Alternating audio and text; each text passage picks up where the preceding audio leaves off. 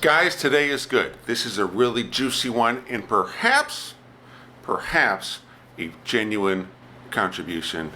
Let's find out. Let's begin with the rhetorical question. What's that?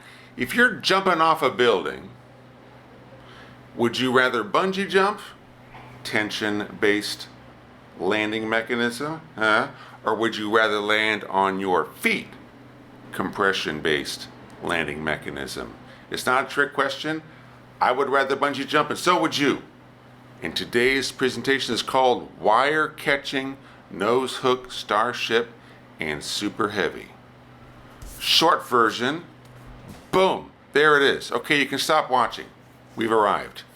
The idea is that we have between two towers some kind of cable or bungee or something, and both the Starship and the Super-Heavy have similar, not necessarily identical, nose hook contraptions that fold out the side and that catch this wire, and then there's some sort of give to it. Maybe it's a bungee or it's a wire on spinny drums or something like that, but basically that last few meters a second of movement can be absorbed by this mechanism that does not have to fly. Right.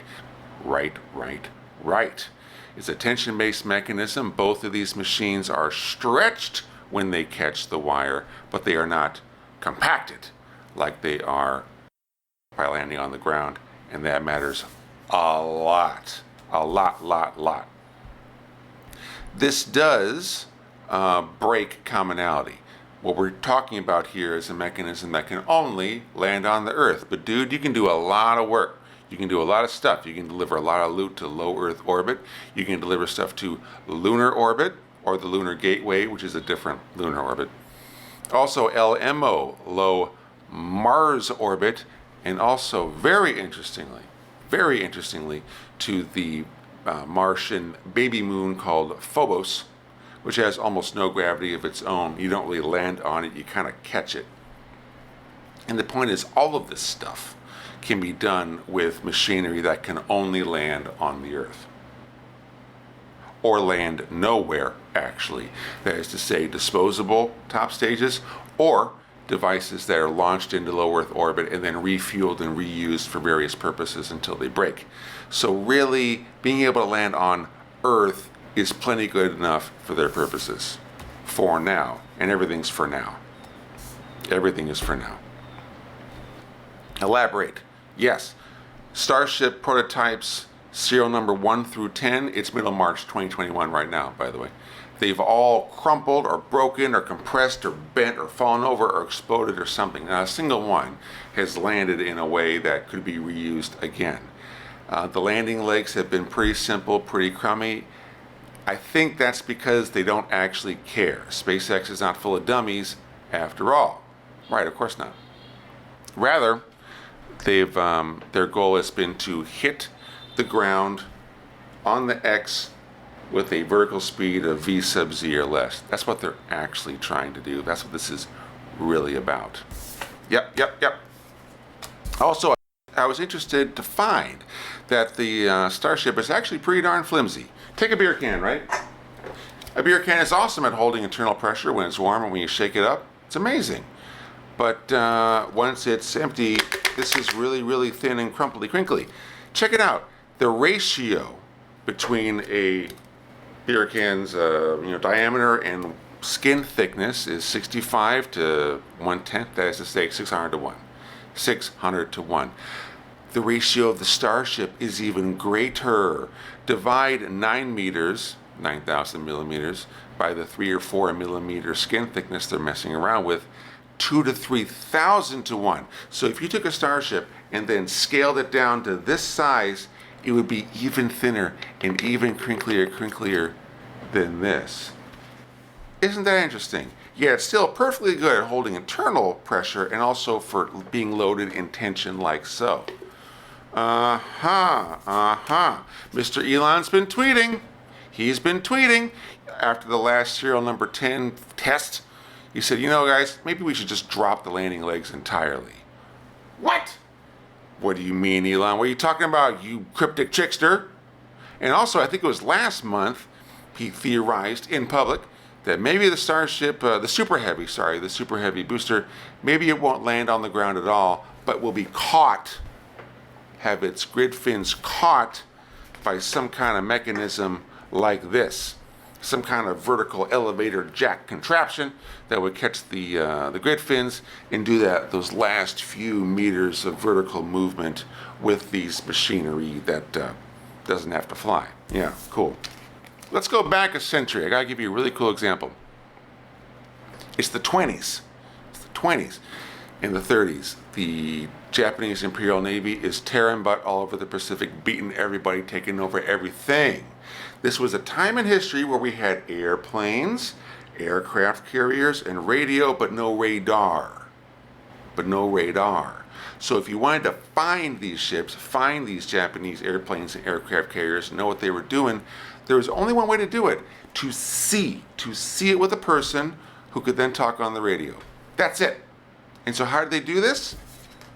With airships, man, airships. The example I want to bring up today being the Los Angeles. This big old airship, metal frame, aluminum, all this kind of stuff, tooting around for weeks, over the Pacific Ocean with people talking on the radio and looking out the window like this. That's what they were doing. Worked pretty well. And later on, they made some aircraft carrier versions. But even the Los Angeles, they needed to be able to take people up, send them back, deliver the mail and stuff. And so they developed this contraption. They would lower down out the bottom of the airship, and then this hooky hook thing that they added to some biplanes they had that would be taken off from either an aircraft carrier or some island somewhere. And they would fly up to the airship and hook it with this thing. It was kind of tricky, but it worked eventually. So they could turn off the motor in the airplane and then climb out and climb up into there and deliver the mail and whatever, like I said. And it actually worked. It actually worked. It actually worked so well that they made these bigger versions, Macon and Akron, that actually kept the biplanes inside them. And they would then fly out, talk on the radio to the people in the airship looking for the Japanese Navy. And if they found something, they would call the airship. The airship people had the bigger radio, and they would call Pearl Harbor or California. That's how it worked. It worked so well, they eventually took the wheels off of the biplanes because that made them less draggy and lighter weight. Because where are you going to land anywhere out? It's the middle of the ocean. You're going to crash and splash and float, or you're landing on the airship anyway. Okay, cool. A generation later, the blimps are gone, sadly, but we have these gigantic aircraft carriers that float on water. And the jet fighter airplanes of the time, they hit the deck so fast they cannot use their brakes to stop in time without rolling off the end. So they use the tail hook mechanism, this hook that came out the back, and would catch the steel wire, and the steel wire is on some spinny drums or something, so that those last few meters of slowing down the whole machine, that is to say the jet fighter and everything, that's all loaded in tension. There it is again, tension, as it slows down and comes to a stop. Worked pretty well. And since this is a tension-based mechanism, the tail hook assembly itself was very, very lightweight. Okay, and so you see how I got here. That's the story.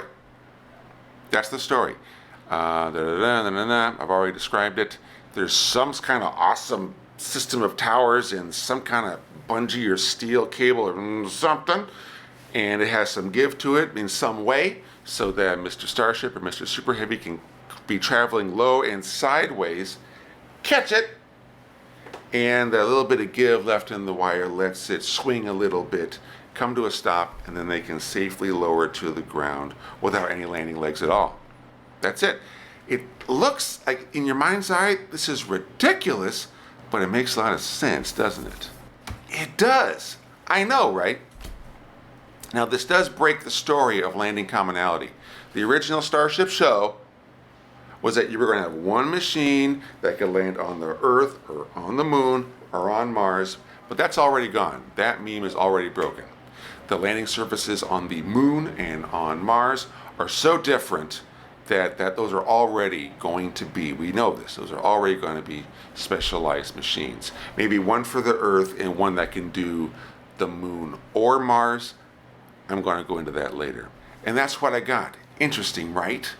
Spread this far and wide. We may have something here, and frankly, I'm really anxious to find out. Until next time, thank you.